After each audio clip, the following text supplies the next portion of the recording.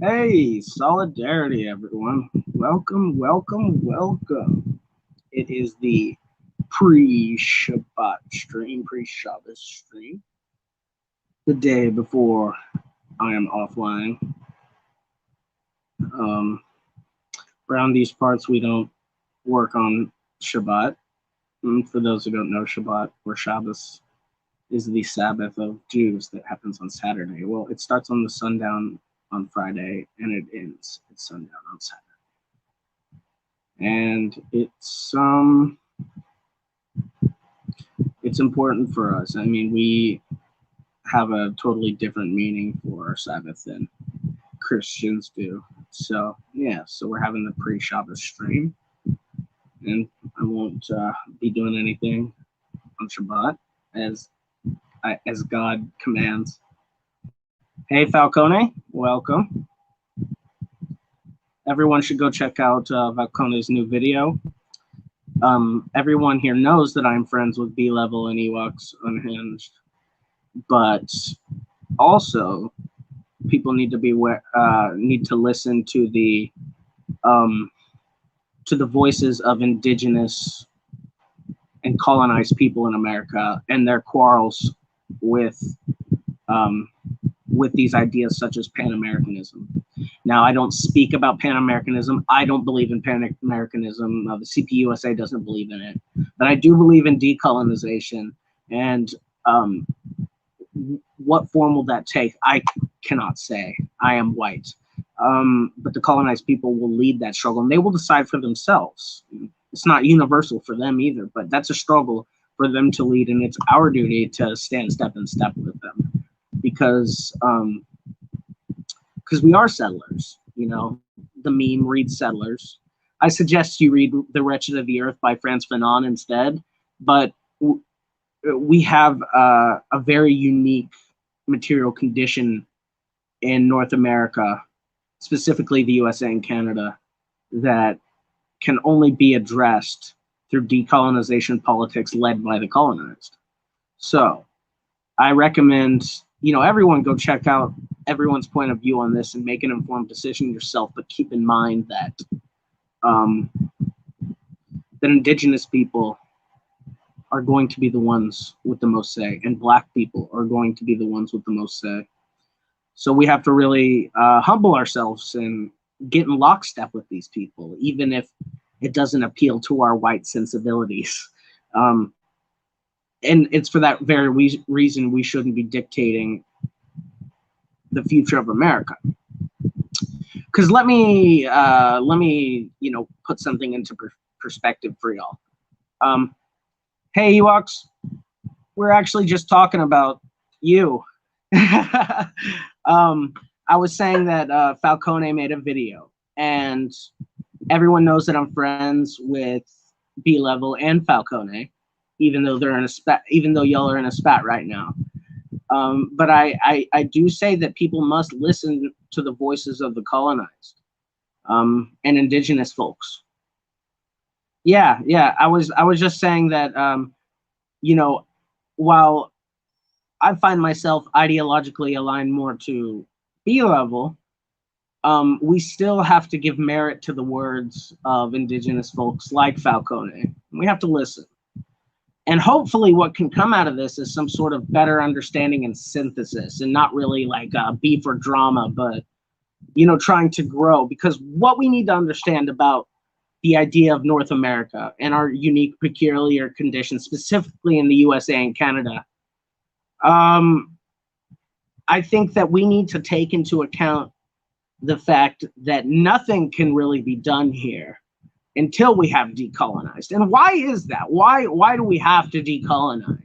I bet a lot of new communists are like, why can't we build socialism and that leads to decolonization? Well, because colonization is a product of, the highest stage of capitalism, that being imperialism. And in order for there to be any possibility for us to build socialism where we live now, or give breathing room to the victims of imperialism abroad, is to topple this system. And since colonialism is a product of that system, we have to topple that as well. But we have to also, people like me, I'm not speaking about B-level or Falcone, because both of them are colonized people by the very definition of the word. And so this is really a conversation for colonized people, and for communists like me and other fair-skinned communists. We need to stand in solidarity with these people. We don't dictate to them what to say. We don't decide who says what. This is a conversation for them. And it's not an easy conversation. I mean, this is like hundreds of years of bullshit being unpacked and deconstructed and trying to understand it so we can, find a solution to it. And since we haven't succeeded in dismantling these systems, we really can't have a say one way or another what the process of doing that will look like. Because first of all, fair-skinned communists are not the ones who are going to be deciding this. Second of all, it's not a universally agreed upon concept amongst the colonized people. Not yet, at least. Yeah,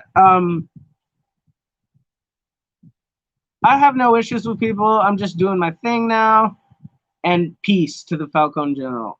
Well, yeah, that's what I want to see, We have different ideas. And between two colonized people, these are ideas that they have a right to promote. And they're ideas that they have a right to criticize. Now, me, I have no say on how the future of decolonization and dismantling imperialism is going to look here. And also, that means that I don't have any say of what's going to happen with the land. And so, and how societies are going to be organized. I can imagine abstractions of ideal situations in my head all day long. But it's not going to, it doesn't have any meaning to the actual praxis of colonized people. So I think that that's important, is that those of us who are online, we cannot forget where our ideas come from. They come from the social practice of the masses. They come from the organic processes done by the people. And if you have never been involved in that, then you're really disconnected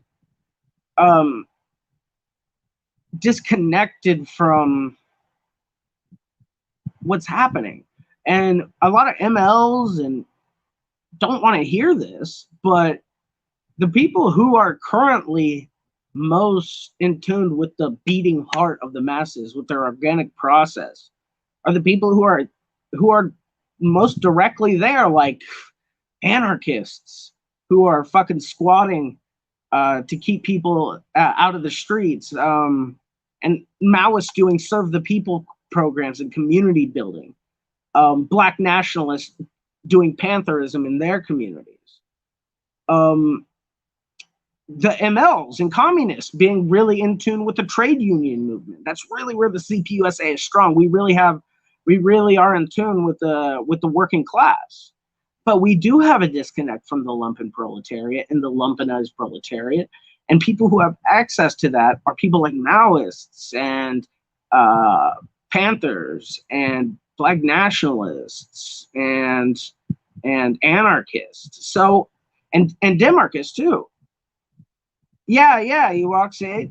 Ideas about geography, how we've grown up, what ideas have pervaded in our heads, and then like combining this with this very complex science and ideology. And on top of all of this, we're speculating about something that we can't possibly speculate about.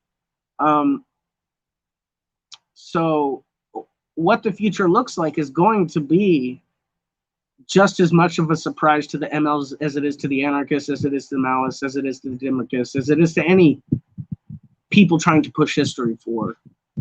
So I think it's important for us to really, really focus on the here and now. Like, what are we going to do now? And well, the one thing I can for sure say that we all should do, because there's only one thing that I know that I should be doing for a fact, is to be militantly anti-imperialist and to stand by the colonized people and the victims of imperialism. Thanks, B. I'm trying my best out here, because there's a lot of good people on all these sides, and we all have our place in the movement. Like anarchists are really great at community building, and that's where they thrive. The Maoists, and anarchists are really great at taking care of, and so are the Maoists. Maoists and anarchists are great at dealing with the lumpenized proletariat and the lumpen proletariat. They're really great with community building, serve the people program. And I'm not saying Marxist-Leninists don't do this. I'm just saying they're very good at it. They have a deep grasp on it because of this sort of pantherism that is pervaded from the original Black Panther Party. And I think that the people who are most in tune with the working class, the proletariat, are the MLs, the people who are most deeply ingrained into the trade union movement. And of course, the people who have the best ideas about decolonization are the colonized people, the Black nationalists, the indigenous liberation movement, the Black liberation movement, the South Asian liberation movements. These groups that were these disparate groups that have come together and built something more and are striving for this national liberation and national cultural autonomy. I joke about Paul Morn. Well, I say Paul Morn's fair game. Because he's done something slimy to me, so I'm not going to say anything good about him. But I'm not going to wreck him either. He can do what he wants. I don't care. He's a very online person. He's a guy who has never done communist work before, and you can see it in the way he handles himself. He's a media personality. That's what he is. And yeah, definitely. I have no problem with people clowning on the big sellout left-wingers. And when I mean sellout, I don't mean monetizing your content. I mean sellout in terms of their message and principle. It's generic. It's milquetoast. It's shit already that people already know. But they're able to make it because they've built this large audience through literally like playing the YouTube game like anyone else. And people like that, those are the online people. And people who aren't online are the people who, make their content, but then, after they make their content, they're right back to doing their shit.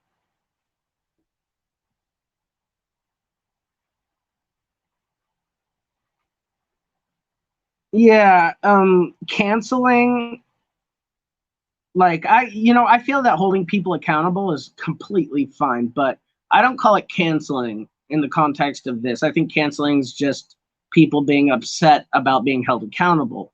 I think that wrecking is what we need to be careful about, because all we're doing if we wreck other communists is making communists as a whole look bad.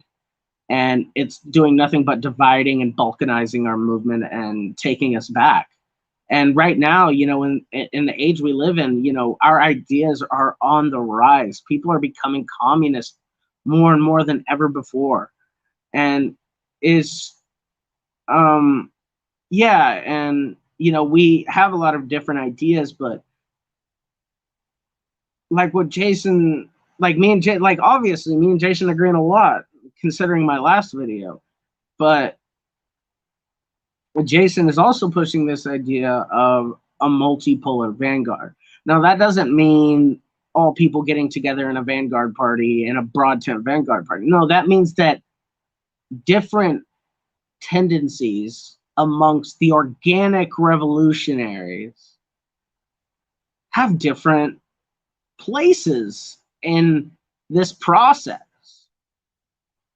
And where some have strengths, others have weaknesses. But if we unite in this sort of united front along these ideas that we are strong in these places, we can settle these post-revolutionary ideas after we defeat the enemy.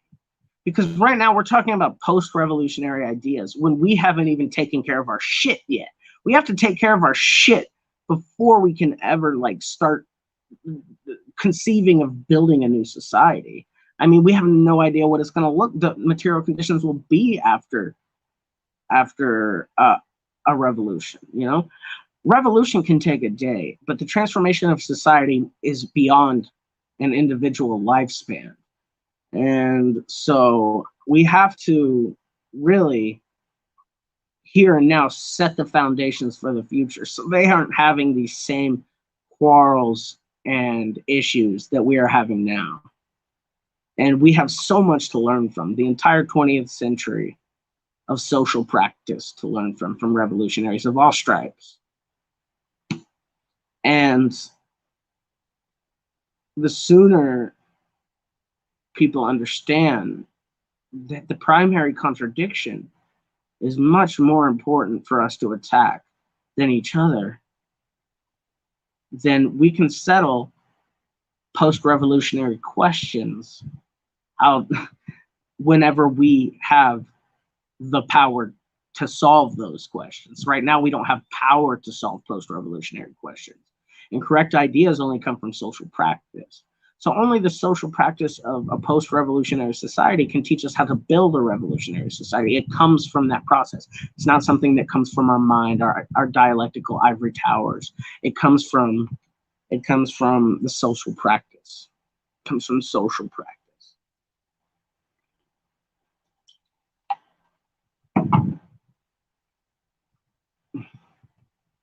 And, you know, things like pan-Europeanism, pan-Americanism, I don't know. I don't know about these topics. I am not an expert of these topics. If you want me to be an expert and make a statement on something, ask me about Judaism. Ask me about the history of socialism. Ask me about the analysis of things that already exist. Don't ask me about what my predictions for the future are, because hell, I don't know. I'm not a fucking fortune teller, and neither is anyone else. And if anyone ever tells you that there are qualities to socialism and qualities to the post-revolutionary society that are essential, they're liars. They're grifters. They're liars. They don't know. You can't predict the future. You have no fucking idea. The only thing that gives meaning to a post-revolutionary society and socialism are the people who build it. And so you can't really even begin to say something is wrong or right before it has happened. What we do know is that the primary contradiction is imperialism. And we do know that drastic changes will have to be made in the respect of national and cultural autonomy. A question we can answer now. It's not. And I think we should be using our minds, try to figure out what the fuck's going on right now, issues that are presented in front of us. And what you're doing whenever you start attacking other socialist states, even if you don't believe they're socialist, what you're doing is you're weakening the united front of global imperialism. And you can't do that. That's not what communists do. Whether you like China or not, China is threatening the global hegemony of imperialism. If China gets rid of this, there's going to be no more Western imperialism to stop these victims of imperialism in the third world from doing revolution. China doesn't send troops to topple regimes or keep bad regimes in power. China doesn't sanction countries. They don't do economic sanctions unless it's in response to sanctions done to them.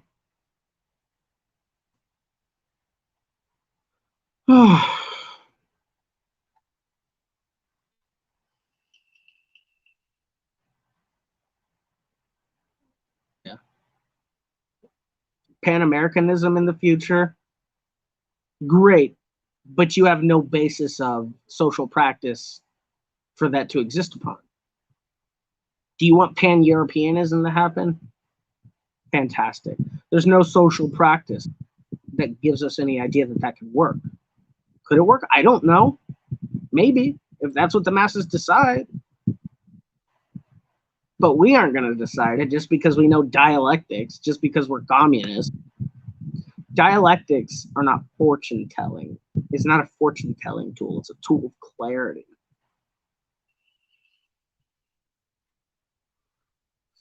Also, kids, don't smoke. Nicotine is really bad for you. I'm just stressed and in a. So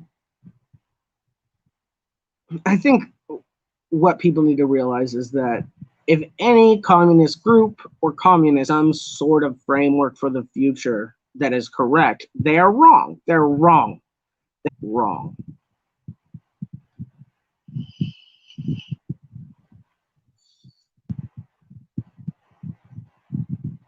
Marx tried to do this, right? Marx tried to do this by saying it would be the industrial core of Western Europe that would be the first to do a revolution. He was wrong. You know why he was wrong? Because he wasn't a revolutionary. He wasn't amongst the masses, and he didn't get himself. He was not involved in revolution. He doesn't know. And we thank him forever for giving us the science of clarity that is dialectics, but dialectical materialism specifically. But he was wrong. And you know why? Because we can't predict the future. Marxists can't predict the future.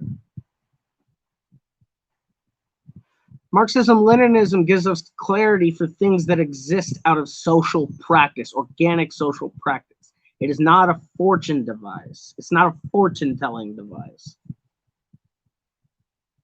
It can give us ideas for the future. Don't get me wrong. I'm not saying you shouldn't speculate on how to build society in the future, but it shouldn't be what's on your mind right now. What should be on your mind is, how do we organize to end imperialism? How do we organize to end the evil empire? It shouldn't be on like abstractions of what socialism or how the organization of society will look like in the future, because you don't know. That is only done through the organic practice of the people. And dialectical materialism only can clarify what comes from social practice. It can't clarify, at least when in terms of humans. It doesn't clarify. Yeah, Net does make jokes about that. Well, Net isn't a Marxist. So we have to realize that about Net. Net is motivated by faith. Net is very much motivated by faith. And if you're dealing with your analysis of the material world with dialectical materialism, then you cannot predict the future. But if you don't have your science based in materialism, but still a form of dialectics, you certainly can make speculations about that future, but it isn't based in the organic practice of the masses. It isn't based in the Marxist idea of history and understanding how the way things work. But yeah, let's put that up one more time. I love Comrade Net. He's awesome. And a lot of Marxists are like skeptical about Bundists and Demarchists and stuff because they don't really understand what it is. And that's because they haven't really put out a full codification of their ideas yet, just, you know, bits here and there.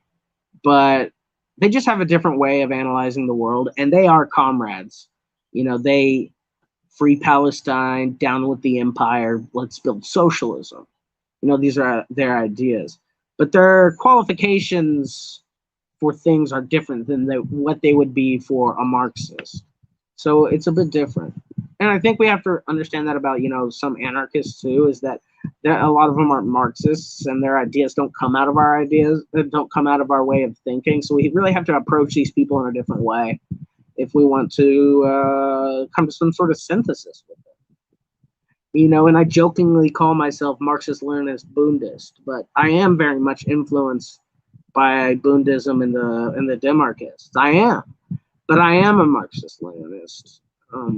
But I'm not a Marxist-Leninist in what many Westerners would say is a Marxist-Leninist. I am someone who only sees Marxism-Leninism as a tool of clarification and a good but not perfect tool of organization. I don't think it's perfect. I think that there are contexts where Marxist-Leninist organization is good and ideal, but many where it's not. And, you know, people would call me a revisionist for that. And I don't see Marxism-Leninism as a framework for the future. I see it simply as a tool of clarification. And so for a lot of Marxist-Leninists, this sort of challenges their dogmatic ideas about what Marxist-Leninism is. They're like, it's an eternal science. I mean, yeah, I mean, it's an eternal science in the sense you can eternally use it for clarification, but it's not an eternal science as in it's not some universal thing. And we know it's not universal because, well, at least I believe socialism has manifested itself outside of Marxism many times in history. I mean, the original people who came up with the idea of socialism were Christians, not Marxists. So you really have to understand that not everyone is going to think like Marxists, but it doesn't mean that we can't move history forward using Marxism. It's just, you can't be, it's really, there's this issue, especially amongst the Western left in Europe and North America, that, you know, there's a level of dogmatism about these things. And whether it's conscious or not, it's really not helpful. Because you're trying to assign essential qualities to things. And as Marxists and dialecticians, we understand that nothing has essential qualities and everything is in motion. Anti-essentialism is the name of our game. And so whenever you have Marxists telling you, like, you need this for it to be socialism, well, that's just truly dishonest, because that's not the way our science works. We know it's socialism because it progresses history forward and it's not solving antagonistic contradictions, and it's not progressing the motion of history forward, then it's not socialism, right? And we can give qualities to socialism that has existed or exists if you believe that it does, but there's nothing that we can, you know, make up with abstractions in our mind to define that sort of thing. So I wish we had just you know, a format we could plug in, plug and solve, you know, sort of like math class, that formula to plug and solve. I wish it was so simple. I wish there was some algorithm that we could do to advance society forward, but that's just not the way that things work. Which is unfortunate, you know.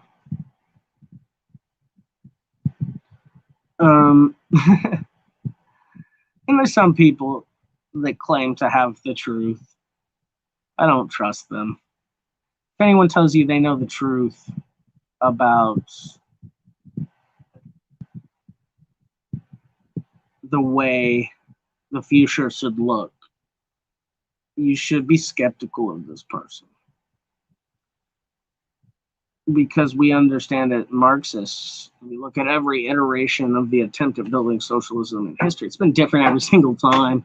It's had different qualities every single time.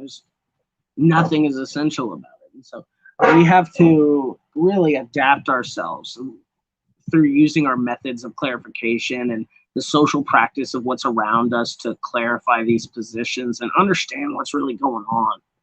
And that's why I sort of implore to a lot of people that you really got to double down on the problems that are right here, you know, and the problems that we can understand, that we can use our science to clarify, because we can't clarify something that doesn't exist. We can't clarify Pan-Americanism because it doesn't exist in the material reality. We can't clarify Pan-Europeanism because it doesn't exist in the material reality. We can strive for these ideas. Don't get me wrong. If the social practice of the masses says we want to build Pan-Europeanism, we want to build Pan-Africanism, whatever that may be, they can strive for that. But it has to be through the social practice of the people. It has to be organic. You can't force it. And so whenever people start saying that, the solution to our problems is Pan-Americanism, the solution to our problems is Pan-Europeanism, they can't possibly know that. They can't possibly know that that's the solution to the problem. They can advocate for it to be something that we work towards, but there's no is the solution, because there is no social practice that gave us the correct or incorrect idea about this idea yet. So I'm not saying that these ideas are wrong. I'm just saying we can't say they're right. Right is if we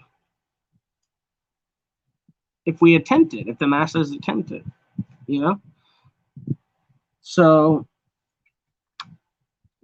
until that time, I think the main focus of communists should be, how do we organize against imperialism and colonization? How do we bring dignity to the people within our community? How do we uplift people around us? How do we organize people against the empire? How do we do this? How do we give our solidarity to those that are victims of the empire? How do we do this? And we come to a synthesis on that, and we come to an understanding, and we do it. And then we'll have an opportunity to, in good faith, talk about ideas like Europeanism, whatever it may be, because we won't have the primary, the social practice will be free to direct through our clarifications, then people will follow us. If we are correct when we come forward, then the people end with the group that is most clear about what is happening. And how do we make clarity? Well, we do it through our revolutionary science, that is being dialectical materialism, you know, the tool of clarification.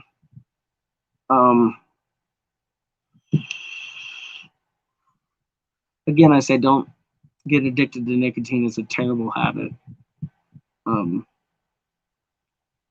Unfortunately for me, I started at 16 because it was the only way at my dishwashing job. Because for lunch or something, we had to clock out. If we wanted a proper break, we had to clock out. But we could take like a 5-10 minute break if we had cigarettes. And at first, I would just like pretend to smoke cigarettes. But then, you know, just started smoking them, and it was like a stress relief. And from the age of like 16 to 26, I smoked on and off, but mostly on. And I'm still addicted to nicotine. So you really shouldn't smoke. It's really shitty. It's not cool. It makes you feel terrible, makes you age, makes your teeth yellow. So, yeah. And also, girls don't like it. It sucks, but I also don't condemn people who smoke, because living in a very alienating capitalist society, we have very little refuge from the hurt and pain, just like a faith or a drug abuser. You know, they're doing that to stave off the alienation and the hard feelings. It sucks. But I do encourage all young communists to stay away from drugs, stay away from alcohol, stay away from tobacco and nicotine. Because these things will just hurt your wallet, hurt your brain, and probably ruin relationships and shit. And it's just nasty habits that slowly kill you. And, you know, I'm no saint, but I'm just telling young people, like, there's nothing that's more high than, that gets you more high than doing your revolutionary duty. So, and staying, you know, of sound mind and trying to stay as healthy as possible. I know I need to work on this. Just encourage the young people to do it, not, you know, make the same mistakes that I did, treating my body like shit. So your mom or anything, just try to stay away from it.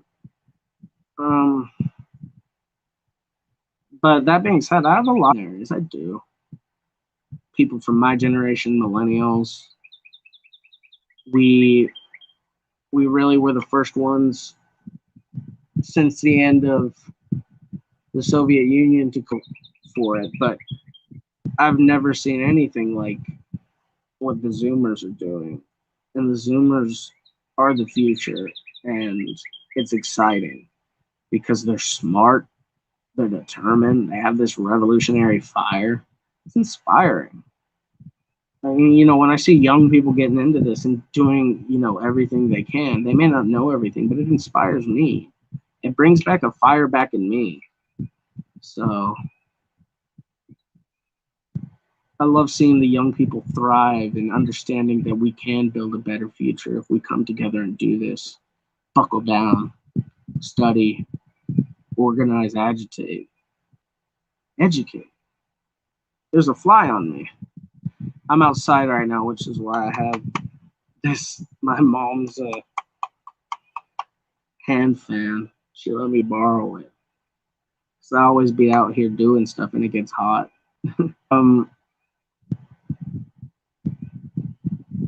So yeah.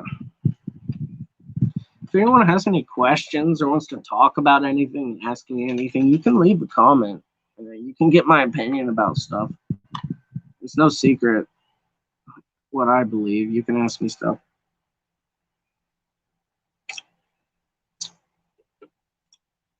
Also, don't drink energy drinks. I hear they're bad for you. I got a caffeine addiction whenever I was in college because, you know, I couldn't afford a lot, but I had to stay up to work. So I'd buy like this giant can of like $3 generic coffee. And, you know, no sugar or cream or anything. Couldn't afford that. And like I lived off that. That was like 2 of my meals a day was coffee and cigarettes. So, and if I didn't spend money on cigarettes, I probably would have been able to afford more shit. But you know, when we're young, we make mistakes. I know I still make plenty. But yeah, again, if anyone wants to ask any questions or is curious or wants to know my opinion on something or just doesn't understand a concept quite well enough, anything, you can ask. And even if you're watching this later, after it's been streamed, you can leave a comment down below. I try to reply to all comments that are questions, and all comments that are good.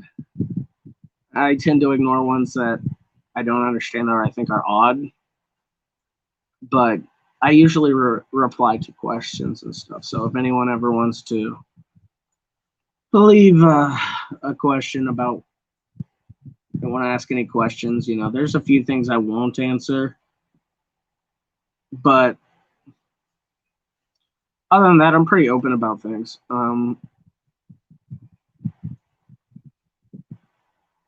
What else did I want to mention? Because I came on here for a couple of reasons. Oh yeah, acknowledging the last video I made. So a lot of people saw it, at least for my channel's size. And, well, you know, I stand by it. I was pretty pissed, as y'all could tell inside that video, but I stand by everything I said. And, again, I'm just going to stress, if you haven't studied the Chinese system, if you have never looked at primary or even secondary sources about things like the Belt and Road Initiative, what they're doing in China, then you have you can't speak on that. You don't know what you're talking about. You don't know how the Belt and Road Initiative works. You don't know what Xi's new global strategy is. You don't know what the 3 represents are. You don't know. You don't know the scientific outlook on development. You don't even understand Deng Xiaoping theory. So before you start making these wild claims, because as communists, we understand that the primary contradiction is imperialism. and that we must destroy imperialism at all costs. And when you label something imperialist, you are saying to all other communists that we should attack this just as much as we attack the United States. Now, if you don't understand this thing and you're making this claim, what you're doing is dangerous because you don't understand it, and then you're trying to raise militant action against it. And what you're doing is not helping communists. In turn, what you're doing is strengthening the consent that the United States has been manufacturing against China for sanctions and war. And sanctions are murder, just as much as war. So whenever you're perpetuating these ideas and helping manufacture consent, you're helping that problem. Whenever you spread these ideas, you are giving people the idea that, oh, China's imperialist. We could just declare war on them. Oh, China's imperialist, so their citizens should be attacked in the streets. This is the logic of reactionaries. They see even communists hate them. They must be terrible. And you know what that leads to? It leads to mass shootings. It leads to the beating of people. So before you speak on these subjects, study them. If not, you're being intellectually dishonest, irresponsible, and contributing to a narrative that leads to violence. And not a good type of violence, a violence against innocence. So I really want y'all to compartmentalize that and really take that to heart whenever you think about saying something bad about a state. If you don't understand its base system, if you haven't looked at primary or even secondary sources, you cannot make a claim about a place. End of. That's it. If your sources against these places are articles, blogs, unpeer-reviewed papers, polemics written by individuals or parties, that's not researching a system. That's not a source. That's not understanding it. You're only parroting someone else's opinion. Absolutely, Romero. Well said, comrade. I stand with the People's Republic of China against Western imperialism. Absolutely. And you can disagree with China. You can critique it. But here's the thing. If you're going to do that in good faith and be intellectually honest, you have to use primary sources, at least secondary sources, and you must study the base fundamental system of the thing that you're criticizing. Otherwise, you're just criticizing aesthetics. You're not criticizing the material of the thing. You're criticizing what you see and not what is material reality. And so this is not Marxist, it's intellectually dishonest, and it only helps manufacture consent against these places. So you should really, really think before you speak on these things. And so many people I see, people I'm friends with and comrades with, come out and say stuff like authoritatively on stuff. They'll say things like the Belt and Road Initiative is imperialist, but they don't understand the Belt and Road Initiative. I mean, you can't say that. You've never studied it. And that was really my point of the last video that I made, is that people are making massive sweeping claims about things that they have no sources on, they have no study into. And that is dishonest. It's intellectually dishonest. And it isn't Marxist. And that's why I will call it out, because we've all been guilty of this at some point in our lives, right? I know I have. But when it comes to these subjects that are so important, that to the point that you're helping manufacture consent against a country, then we have an issue here. Hey, comrade, good luck on your studies. And hey, congrats to the Italy win. They looked really good against Switzerland. Italy is playing out of their minds right now in the Euro Cups. It's been really good. I've been going for North Macedonia because they're small, but they've lost their first two matches. But they're not out of it yet, and they've got a goal in the first two, which is awesome. You gotta love that. Gotta go for the underdogs.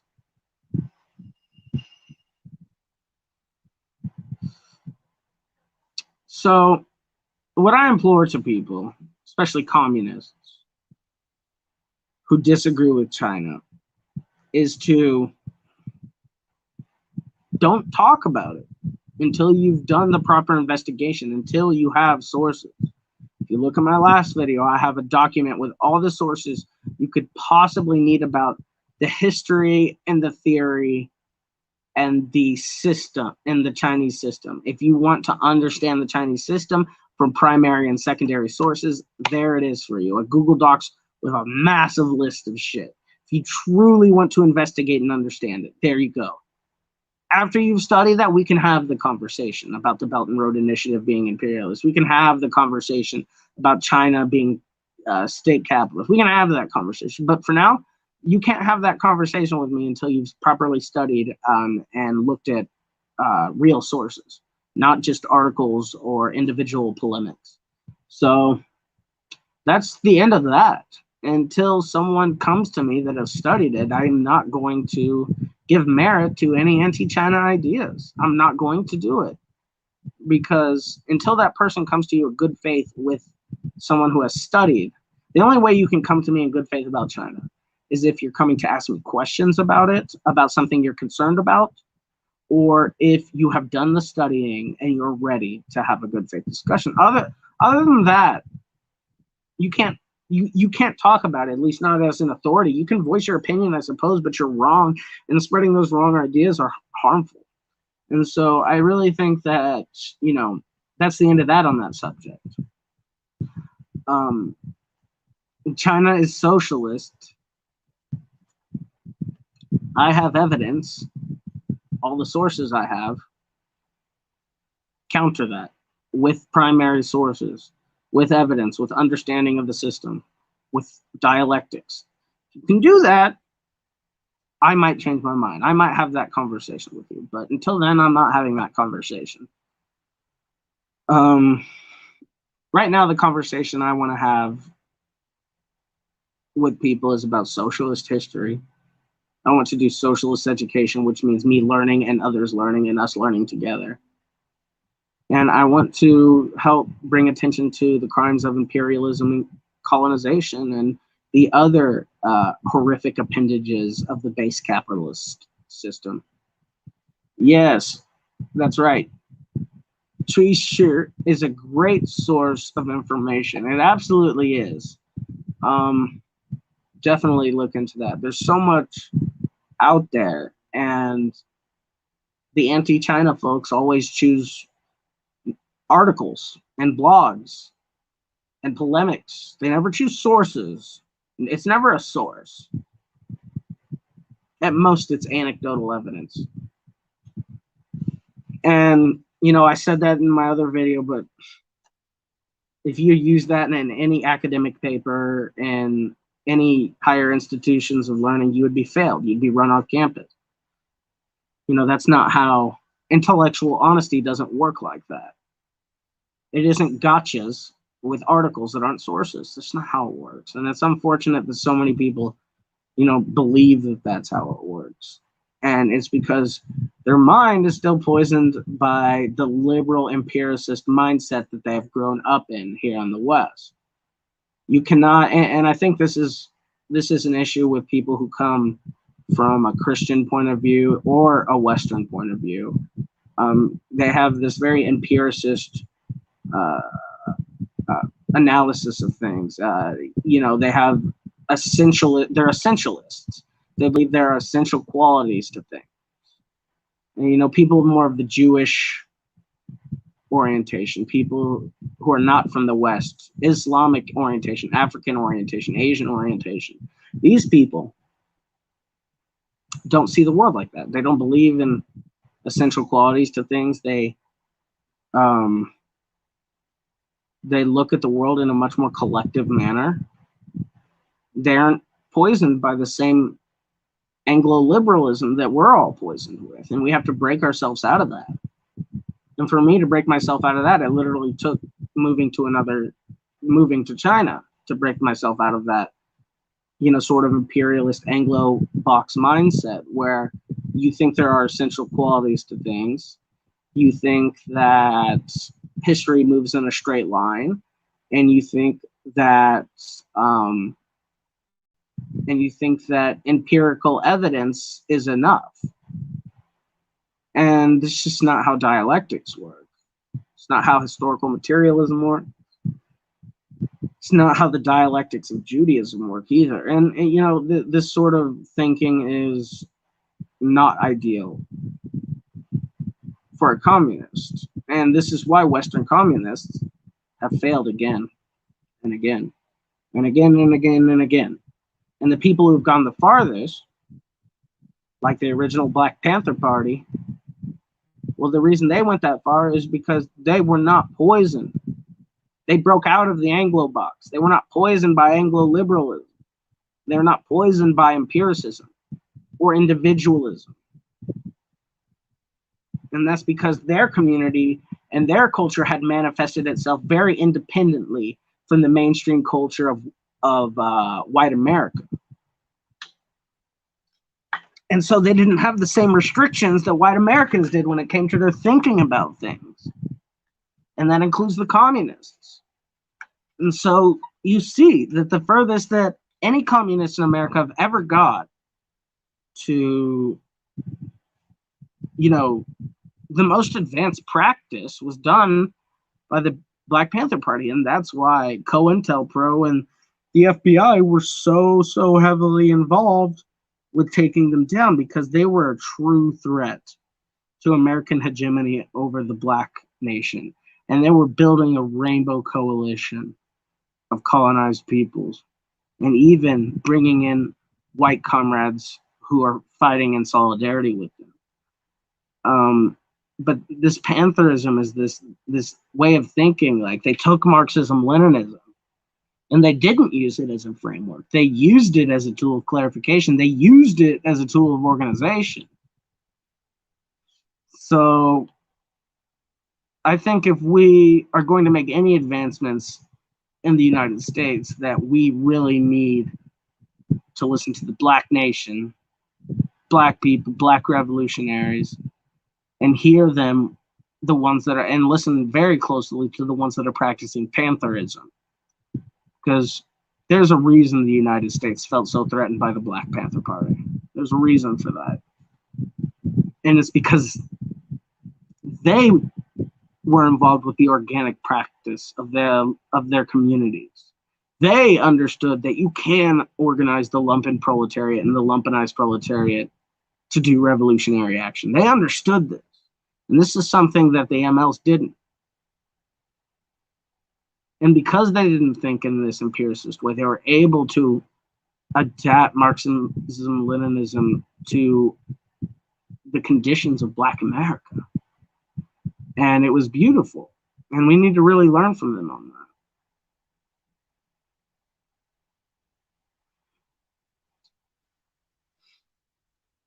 All right, y'all.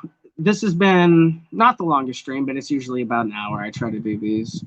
Thank you for everyone who came watching. I just hope everyone tries to focus on the real organic struggle and less on online bullshit. And less about trying to predict the future and more about trying to make a change. Long live the multipolar vanguard. Solidarity, all power to the people. Keep it easy.